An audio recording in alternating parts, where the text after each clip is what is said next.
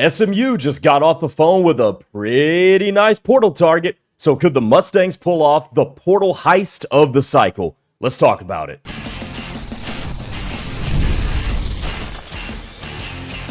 You are Locked On SMU, your daily podcast on the SMU Mustangs, part of the Locked On Podcast Network, your team every day. You may be thinking portal heist, what now? Don't worry, it's not being any way disrespectful to SMU. Welcome to Locked On SMU here on the Locked On Podcast Network. It's a Friday edition of the show, and my name is Grayson Singleton. As always, appreciate you making us your first listen of the day and making us the #1 sports podcast network that is available. The show today is brought to you by Mazda. Like our players, we're driven by the details. Highlights make the reel, but the work behind them makes it count. So stay tuned for this week's Moving the Game Forward, the all-new Mazda CX-5, more to move every side of you. And coming up on the show today, we'll talk more about Jason Hart. I teased this in yesterday's episode, so if you missed that, go back to that episode on Thursday.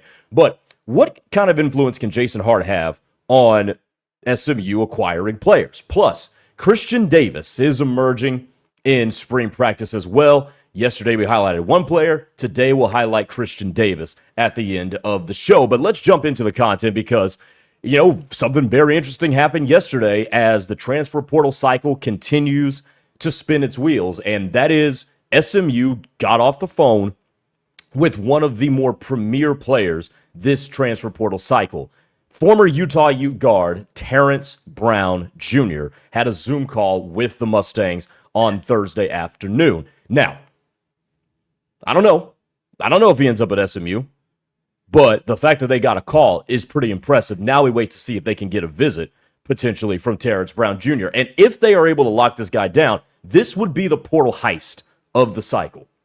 And the reason it would be the portal heist of the cycle is, simply put, nobody expects Terrance Brown to go to SMU. And I mean nobody.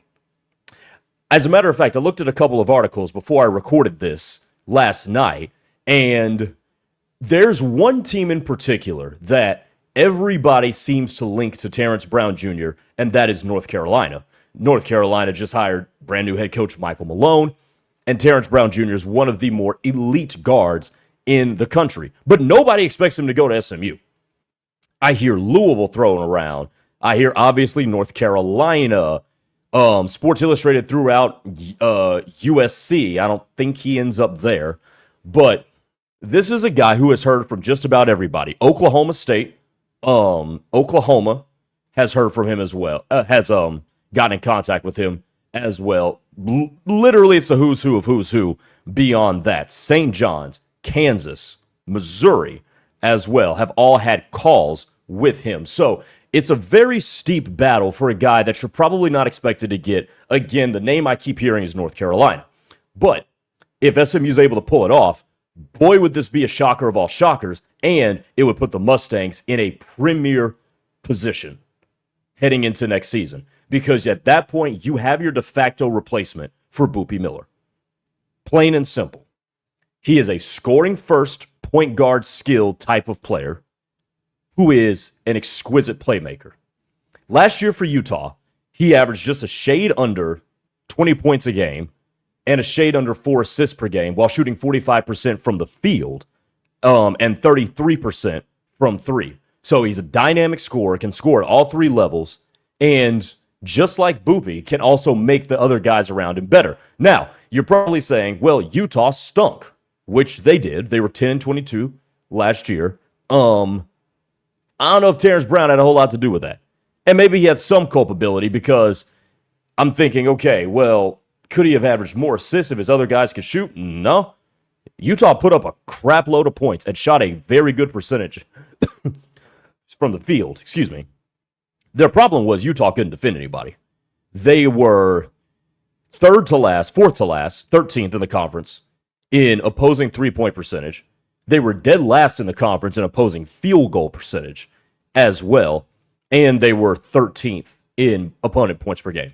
So Utah's problem was they could not defend. And I haven't broken down Terrance Brown Jr. as a defender yet, but his offensive game is exactly what SMU needs. he would be the perfect fit for Boogie Miller. And the best part that I left out is that he's 6'3". So you would get the same skill set that we loved from Boogie. You would get the same playmaking ability and distributing ability that we loved from Boogie. And he's about 4 inches taller. So there's a lot to like here with Terrance Brown Jr. Now, whoever lands Terrance Brown, whether that's SMU or somebody else, is going to pay him a fortune. And again, that probably shouldn't deter those of us that root for SMU, because SMU has the requisite coffers to be able to make a competitive offer for a guy like that, assuming he likes what he heard on the call, assuming he likes Andy Enfield and what they've got going on down at the Hilltop. But this is going to be one of your, if SMU is to land him, he would probably be, unless you landed a big-time center, he would probably be your most expensive portal ad. Just because he is going to be that sought after. There's not a whole lot of 20-point-per-game scorers that are in the portal right now. So, again, you look at who's coming after him. North Carolina's been on the phone with him. St. John's has been on the phone with him. Kansas has been on the phone with him. If SMU pulls this off, it would be a wild upset. It'd be a wild upset. But I think you have to love the fact that that at minimum, we know that SMU got on the phone. And SMU has made contact, and we'll see where things go from there. But I do like the upside of him. I really like the upside of him, because I think, sure, you have to replace Boogie Miller, but they need to get bigger at that position. Unless you have a very special type of guy who is a dog and like a pit bull defensively, right? I'm no disrespect to Boogie Miller, but I just don't run it back with 5'10" guards. Especially coming off of a season where you could not defend anybody.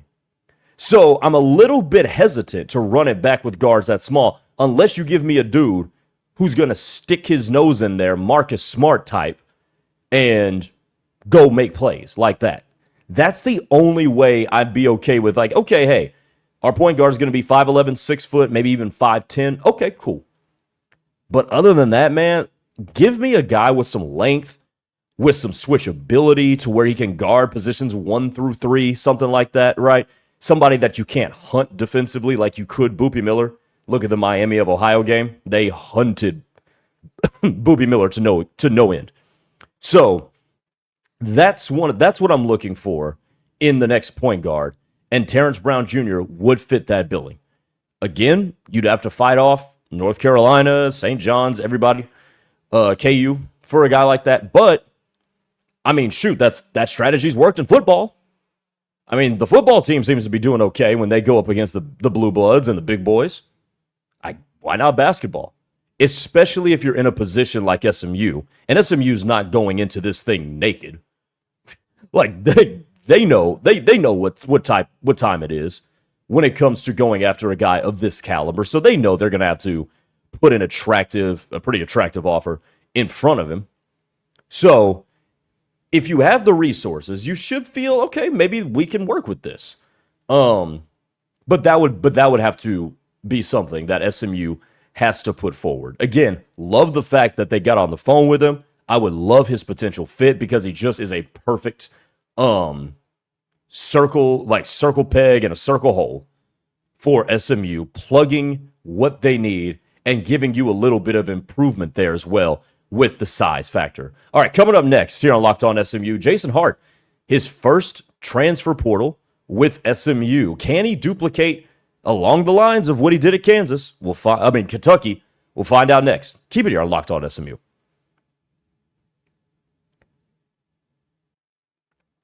This is Mazda's moving the game forward. For those who know, the score never tells the whole story. Hey, and talk about the national championship earlier this week. When you look at Michigan over UConn, what moved the game forward? It was the fact that Michigan had dominant big play on the interior throughout the entirety of the NCAA tournament, with Morrow, with Johnson, even with Lindeberg as well. We've talked about it on this show, but the teams that are going to continue to move forward throughout the NCAA season are going to be the teams that have an age advantage and experience, but also the bigger teams are going to be set up for better success in these tournaments. There's more to these players than just the highlights. There's the early mornings, late night runs, constantly showing up for their squad on and off the court. The all-new Mazda CX-5 moves the same way, with more space to connect, a bold new design, and more intuitive technology, so you can stay connected to the road and every position you play. The all-new Mazda CX-5, more to move every side of you. It's tax time, but for a lot of us, the old way of doing taxes is a lot. Trying to book an appointment that's not the most convenient, sitting in a waiting room with a stack of papers, emailing back and forth and wondering if they really get your situation. But this year, you're getting a major upgrade. Intuit TurboTax now has live in-person locations nationwide. You can meet face-to-face with a real tax expert, and your documents get uploaded straight to your TurboTax app on the spot. And just like that, you're done. Your TurboTax expert works to get you every dollar you deserve while you get real-time notifications as you go about your day. It's the relief of walking in and meeting a real person and walking out knowing your taxes are being handled right. Head to turbotax.com/local to find a store near you and to book your appointment.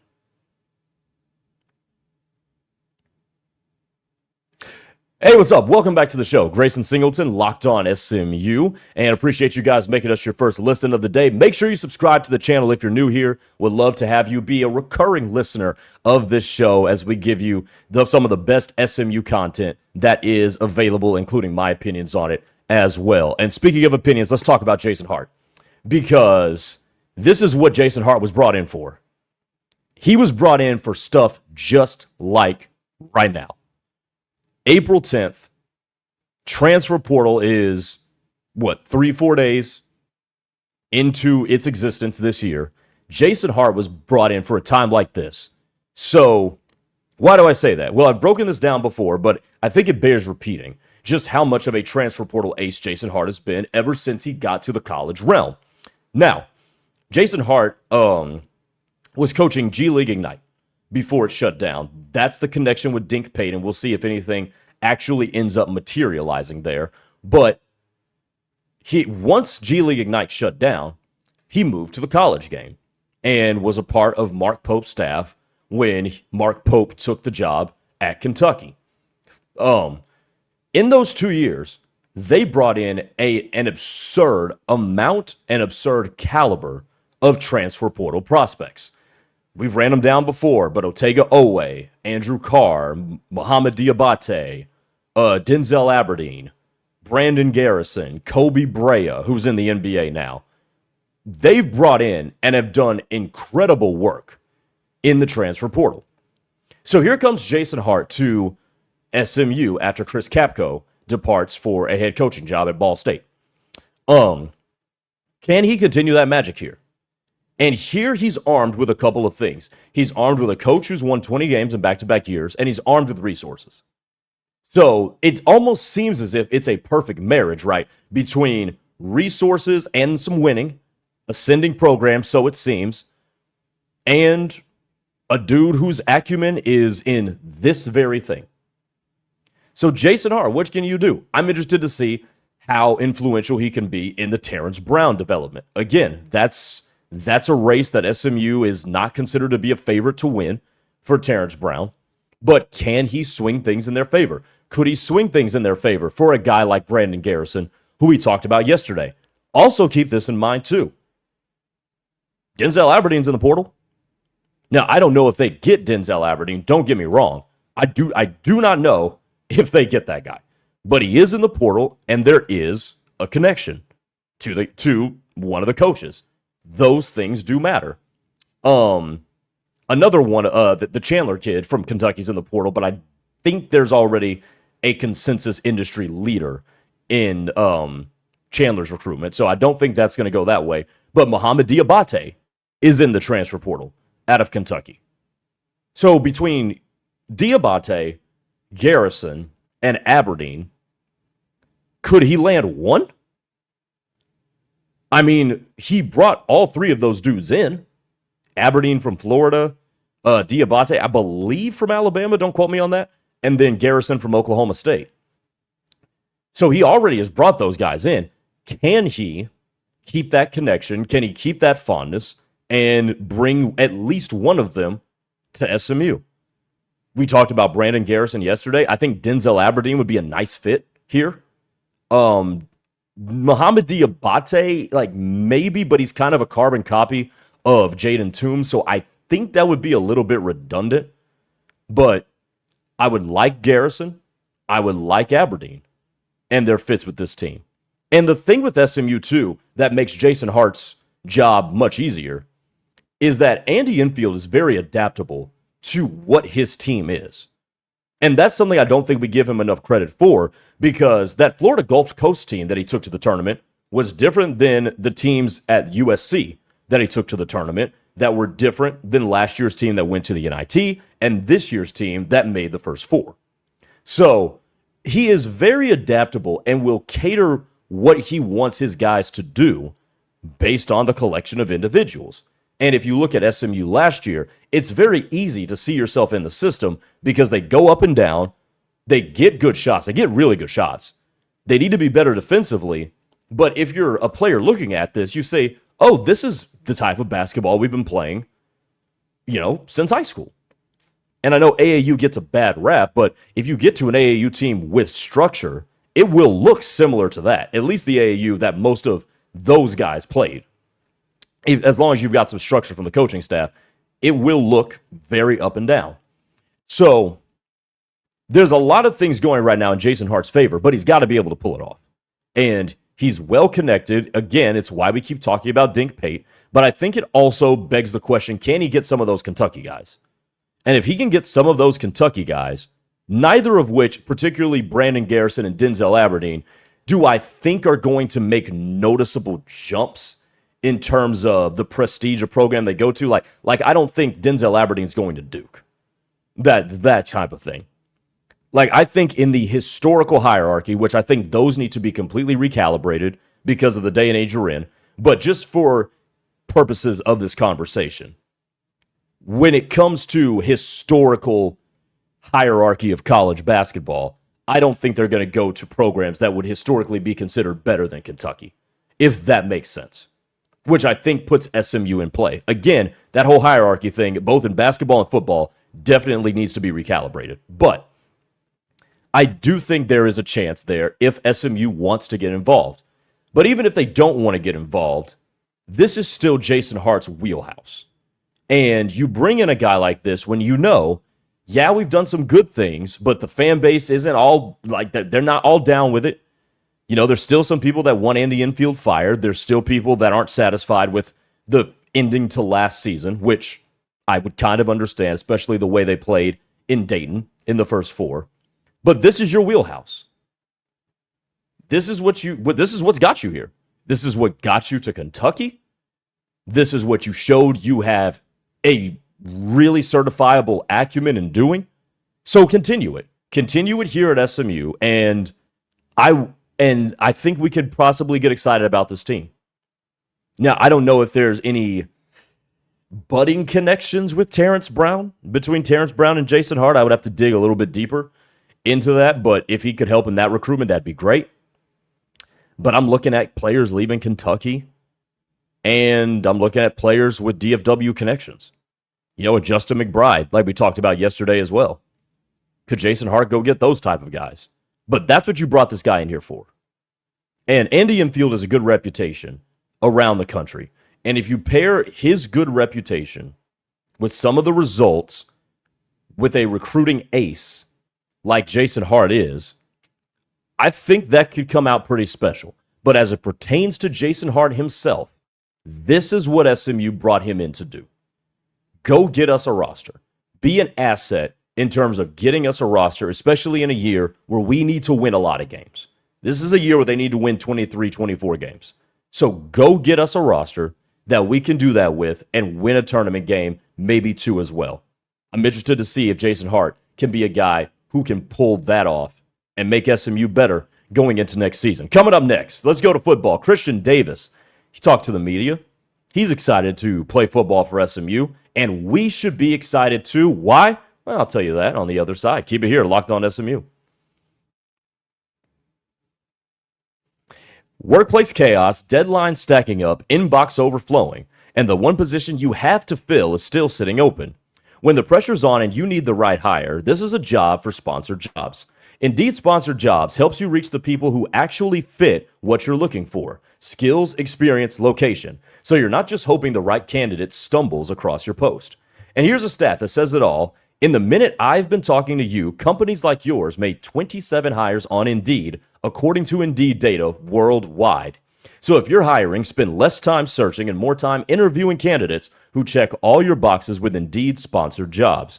Spend less time searching and more time actually interviewing people who check those boxes. It's less stress, less time, and more results.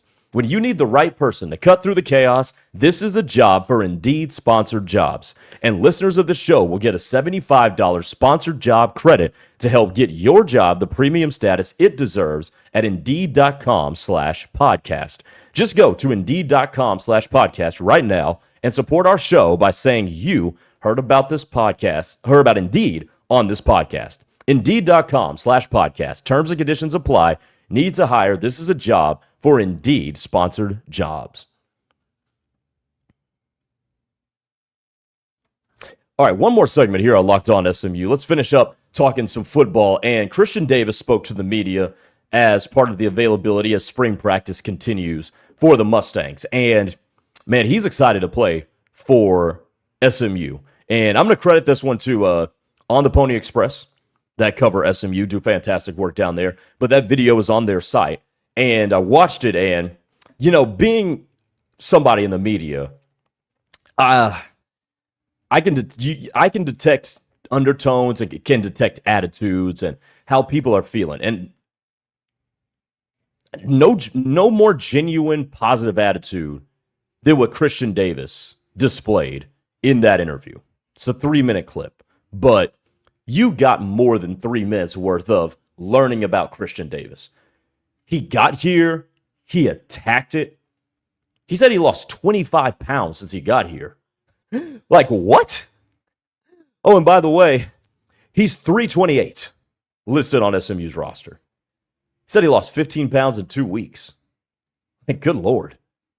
But, SMU, he's coming from Louisiana Tech, which, when you hear he's coming from anywhere in Louisiana, cue your thoughts in 3, 2, 1. We all know about Louisiana. We follow the Zion Williamson thing with the New Orleans Pelicans. So, you hear Louisiana, go for it. Let your mind run, okay? I'm not going to stop you there. But, coming from Louisiana Tech, gets in the strength and conditioning program. His nutrition's probably better, and now he's down to 328, which if we do basic math, 328 plus 25 pounds that he lost is 353.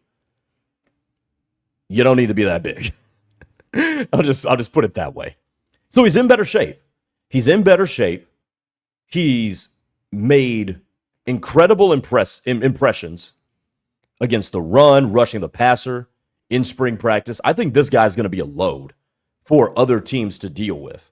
And when you look at the rest of the defensive line room as it pertains to SMU, Malcolm Alcorn Crowder, the transfer from Kansas State, 6'6", 305. Wu Spencer, who's expected to play a role, 6'4", 316. Jonathan Jefferson, a guy we've been waiting on, 6'3", 315. And then you got Christian Davis outweighing all of them. That interior of the defensive line, is it fair to say could be better than last year? And I know that's big shoes to fill because you had Terry Webb and Jeffrey Imbaugh last year who combined for 10.5 sacks between the two of them, which usually doesn't happen at defensive tackle in college football. But I think this could be better. And I certainly believe they can duplicate the production at minimum with the rotation that they're going to be able to have at their disposal in Maurice Crumb's first year as the defensive play caller. I think this could be really exciting, and I think Christian Davis can be a large part of it. Now, when it comes to defensive tackles, though, here's what you got to realize. you may not get the whole story by looking at a box score. I want to prepare people now for this. Christian Davis might have a hell of a season and have 15 tackles and 1.5 sacks. Defensive tackle is one of those positions where you have got to watch the games. You got to watch the games. And you got to see how they eat up blockers and keep linebackers free. Sometimes penetrate into the backfield and get a TFL, but a lot of times it's just, hey, don't be moved, even though somebody's going to try to block you with multiple people. Because you set up one-on-ones for everybody else and you set up free lanes for linebackers to go get running backs. Sometimes it's like that. I don't know if that's going to be the case for Christian Davis, but it's excuse me. But it's on the table. It's certainly on the table for Christian Davis. So again, I know somebody there, like there's a possibility that come December, somebody's going to come back at me and say, you said he was going to be a superstar. Look at this. 13 tackles, 1 sack. What are we doing? Watch the games. I promise you, if you watch the games, like I know a lot of you are going to, Christian Davis's impact, I think, is going to be felt. I think he's going to be a good player for SMU. And I think that defensive line as a whole, I know we just went through the interior defensive linemen, but you look at the outside, they've got a lot to work with on the outside with Ja'Kai Lang and Akil Washington. Some of the names that come to the front of mind, but you've got a UMass transfer, Marquez White, Tavion Atkinson in as well, Iris Singleton, the transfer from South Florida. So they've got dudes that you could see rotating in and making impacts. Again, I don't know who the first couple of defensive ends are going to be, but whenever they get in, I think they can be something. I think this defensive line can be pretty solid. I think it could be, a top half of the ACC defensive line, just to put it conservatively, because again, it's only April 10th. But I think this can be a top half of the conference defensive line. And if that's the case, you pair that with improvements in the secondary, and all of a sudden SMU's defense may not be the liability that it was a season ago. And if that's the case, and the offense does some pretty cool stuff that we think it's capable of doing, look out for the Mustangs in terms of the college football playoff conversation. If those things happen, and again, I just projected improvement, and really damn good, right? And there's a lot of schools across the country that are doing that exact thing right now. But if they're able to live up to that, I think SMU is going to be right there in the college football playoff conversation. And we'll see come December if they're still going to be playing for a national championship. All right, that'll do it for Locked On SMU here on this Friday. Appreciate you guys making us your first listen of the day. As more news comes out, we'll be on top of it. We'll have a bonus episode for you guys on Saturday, so make sure you look out for that. I'm Grayson Singleton. Hey, make sure you tap in with our Everydayer Club as well. Get your ad-free episodes with the Everydayer Club, plus members-only Discord access and more. Here's how you join. Go to lockedonsmu.supercast.com, or you can click the link in the description or the show notes to learn more. For those of you on YouTube, make sure you check out our 24/7 National Locked On Podcast Network YouTube channel. For those of you on audio, make sure you make your second listen of the day Locked On College Basketball so you can stay up to date with all the transfer portal happenings as the weekend hits. Have a good weekend, everybody. We'll talk to you soon. Take care.